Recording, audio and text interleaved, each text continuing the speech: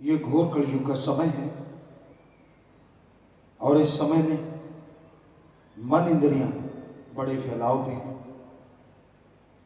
इंसान काम वासना, क्रोध, लोभ, मोह, अहंकार, मन और माया, इन सातों का गुलाम बना बैठा है।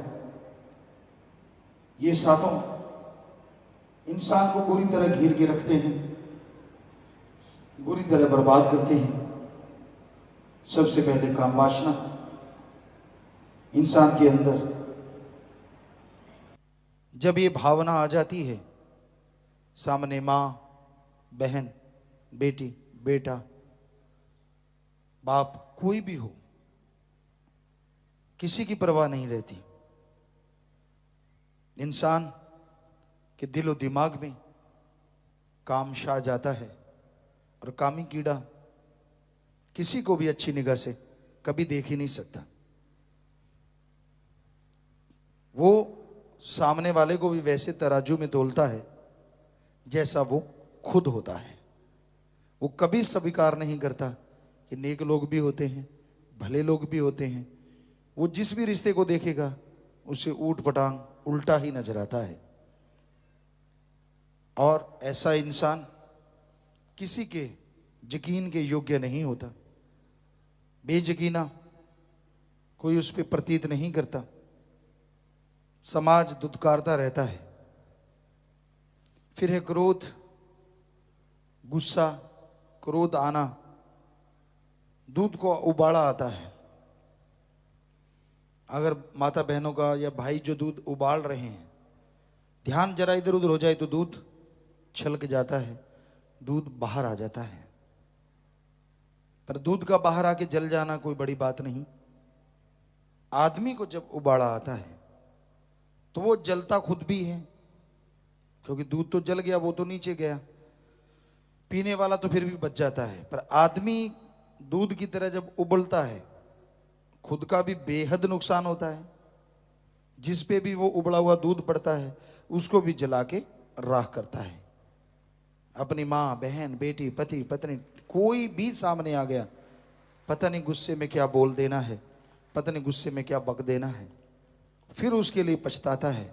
खुद जो गुस्से में आया, हाई ब्लड प्रेशर हुआ, शरीर का नाश हुआ, शरीर में कमजोरी आई, शरीर में बीमारियों का घर बनने की तैयारी हो गई। तो इसलिए क्रोध भी कम घाती नहीं है। फिर वह लोभ, लोभ है सर्व पाप का बाप। लोभ लालच के लिए लोग क्या नहीं करते। लोभ लालच के लिए लोग हर हद से गिर जाते हैं। आपने सुना होगा, बेटे ने बाप को, बाप ने बेटे को, भाई ने भाई को, बेटी ने बाप को, तो ये मारा। ये सब लोभ लालच की वजह से होता है। वरना क्या आपने किसी माँ बाप को सुना है कि वो मारने के लिए बच्चे को पैदा करते हो? कभी नहीं। क्या ये सुना है कि बच्चों की परवरिश इसलिए की जाती है कि बड़े होकर माँ बाप को मार दें? नहीं। फिर ऐसा क्या हो जाता है कि वो खून, वो रिश्ता, वो नाता सब एकदम से बदल जाता है, जहर बन जाता है। तो वो होता है लोभ लालच। फिर है मोह ममता।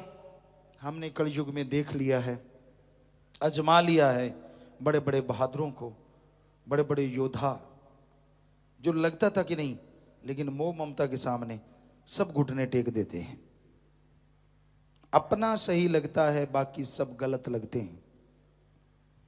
स्कूल में, कॉलेज में प्रिंसिपल, वार्डन कोई किसी को कहे कि भाई आपका बच्चे में ये कमियां हैं, तो ठेस पहुंचती है। कहता नहीं, ऐसा हो नहीं सकता। बच्चे से पूछता है, अब जिसने गलती की है वो थोड़ी ना मानेगा। नहीं पापा मैं सही हूँ, ये सारे गलत हैं, मेरे में कोई कमी नहीं है। हम ये नहीं कहते बच्चे की सुनो ना, बच्चे भी सही कहते हैं, बच्चे की भी सुनो, लेकिन उसकी तहकीकात भी तो करो। वो उसी की बात सुनते हैं, उसी के हो जाते हैं और अपनी सारी खुशियां गुम कर लेते हैं और बच्चे को ठाकुर डग, चोर, ठग बना देते हैं। क्योंकि वो वहां से झूठ मार के निकला, निकलते निकलते वो बुरे कर्म करता रहता है और माँ बाप को बुद्धू बनाता रहता है। मोह ममता में लोग जब पड़ जाते हैं, कोई किसी का नहीं रहता। बड़े बड़े राजा महाराजा आए, मोह ममता के चक्कर में सब राजपाट गवा बैठे। संतों का, गुरु का, भगवान का भी इंसान नहीं बनता जब मोह ममता जाग जाती है। उसे लगता नहीं मेरी औलाद 100% सही है, मेरा ही सब कुछ सही है, बाकी सारा गलत है, मैं ही सही हूं, मेरा बच्चा सही है, मेरी औलाद सही है, बाकी सारी दुनिया गलत है। फिर है अहंकार। अहंकार में पड़ के इंसान बहुत कुछ ऐसा कर बैठता है कि सारी जिंदगी भोगता रहता है। किसी को ऊंचे धर्म का, किसी को ऊंची जात का, किसी को रुपए पैसे का, तो किसी को मन का सूक्ष्म अहंकार, मेरे को बड़ी अकल है, मेरी बड़ी समझ है, मैं ये कर दूं, वो कर दूं, फला कर दूं। तो मन का सूक्ष्म अहंकार, अहंकार को मार है। छोटा मोटा क्यों, सबसे बड़ा उदाहरण रावण है। इतना बड़ा साइंटिस्ट, सफल कलौन ज्ञाता, सारे वेद शास्त्रों का पंडित और सफल, अति सफल राजनीतिज्ञ, बहुत कुछ था वो, लेकिन उसको अहंकार हुआ और अहंकार को मार पड़ी और उसका समूल नाश हो गया। तो भाई फिर मन का क्या भरोसा। आपको एक बात सुनाया करते हैं, आज फिर ख्याल में आई कि एक फकीर था, सिमरन इतना नहीं करता था, थोड़ी भक्ति करता था। तो उसकी भावज भाई की पत्नी उसके पास गई, कहने लगी भाई कैसे है। उसने दाढ़ी रखी थी और हिंदू धर्म में दाढ़ी ऋषि मुनि लोग रखा करते थे, वो काटते नहीं थे, ज्यादातर भक्तजन ऐसा रखते थे। कहती ये दाढ़ी है या झाड़ी है, ताना मारा। ये मतलब भक्ति कर रहा है या सिर्फ ढोंगी है। तो वो कहने लगा बहन आज तो मैं नहीं कह सकता, पर तेरे इस सवाल का जवाब मैं एक दिन दूंगा जरूर। समय गुजरता गया, एक दिन ऐसा समय आया, उसने फकीर ने संदेश भेजा, हर हाल जैसे भी हो परिवार वालों को, कि उस बहन को लेके आप मेरे पास पहुंचो इतने बजे तक, हर हाल। तो वो परिवार वाले आ गए, कहना मानते थे।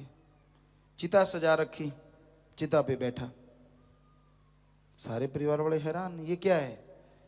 कहता नहीं बाकी बातें बाद में करेंगे, पहले मेरी जो भाव है उसको बात दूं, मेरी बहन है। उसको बुलाया सामने के, कहता हे बहन तूने उस दिन पूछा था ये दाढ़ी है कि झाड़ी, आज मैं दावे से कह रहा हूं ये मेरी दाढ़ी है, मैं भक्त हूं और 100% ये दाढ़ी ही रहेगी। वो भावजी उसकी बड़ी हैरान हुई, कहती भाई साहब आपने उस दिन जवाब क्यों नहीं दिया। कहता बहन जी मन का कोई भरोसा नहीं, मैं भक्ति कर रहा था, मालिक को याद कर रहा था, क्या भरोसा इस जालिम का, चलती चलती भक्ति में कब दगा दे जाए, क्या पता कौन सी चीज हावी हो जाए। मन जालिम का कोई भरोसा नहीं, इसलिए मैंने कहा कि उस दिन आपको जवाब नहीं दिया और आज मुझे भरोसा है। कहती आज कैसे है। कहता बस कुछ सेकंड के बाद आत्मा ने मालिक की गोद में बिराज के चले जाना है, मैं तो मरने वाला हूं, आज मुझे भरोसा है। मन तो क्या, काल भी मेरे को भक्ति से नहीं डिगा सकता। और वही बात कुछ सेकंड के बाद वो शरीर त्याग गया। सो कहने का मतलब उदाहरण इसलिए दिया कि मन का क्या भरोसा, क्या पता कौन से मनमते लोग आपकी पट्टी साफ कर दें, माइंड वॉश कर दें, जो आप बड़ी बड़ी बातें करते हैं गुरुमुखता की, ये है वो है फला है, और आप उनके पीछे लग जाएं, क्योंकि मन तो आपके अंदर भी बैठा है। जब तक नूरी स्वरूप का दर्शन नहीं होते मन काबू होना तो मतलब ही नहीं है। हाँ दब सकता है मन, सुमरन से, भक्ति से, सेवा से दबा रहता है, लेकिन जब आपका संग गलत हो जाए, गलत लोगों के पास बैठना शुरू कर दो, तो वो दबना भी बंद हो जाता है। तो इसलिए ये जरूरी है मन को रोकना, मन बड़ी जालिम ताकत है। और फिर माया, माया के तो सारे जंजाल हैं, झगड़े लड़ाई नफरतें माया की वजह से। थोड़े थोड़े पैसों के लिए, कुछ रुपयों के लिए लोग अपनी इज्जत बेच देते हैं, आदमी भी औरतें भी। और ज्यादा मिल जाए तो उनसे कुछ भी बुलवा लो, कुछ भी कहलवा लो, कुछ भी करवा लो इस कलयुग में।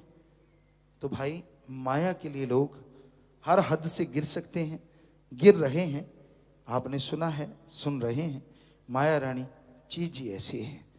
सब कुछ इंसान भूल जाता है जब माया की चमक दमक देखता है, पर ये भूल जाता है माया होई नागणी जगत रही डहकाए, जो इसकी सेवा करे उसको ही ये खाए।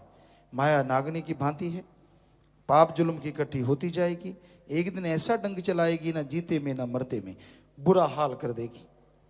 माया चाहिए हर काम के लिए, लेकिन मेहनत कड़े परिश्रम से कमाओगे तो वो भक्ति मार्ग में भी साथ देगी और खुशियां भी घर में जरूर लेके आएगी। धन धन सतगुरु तेरा ही आशा। सभी साथ संगत जी से निवेदन है कि मेरा चैनल जरूर सब्सक्राइब करें जी। धन धन सतगुरु तेरा ही आसरा।